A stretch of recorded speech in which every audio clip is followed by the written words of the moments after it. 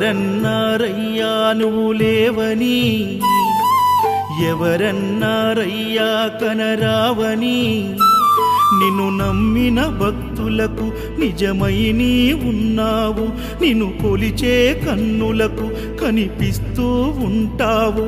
ఎవరేమన్నా అనుకున్నా నిన్ను మరవనయ్యా. శరణమయ్యప్ప స్వామి అయ్యప్ప, శరణాలు మరవలేను విడవలేను అయ్యప్ప.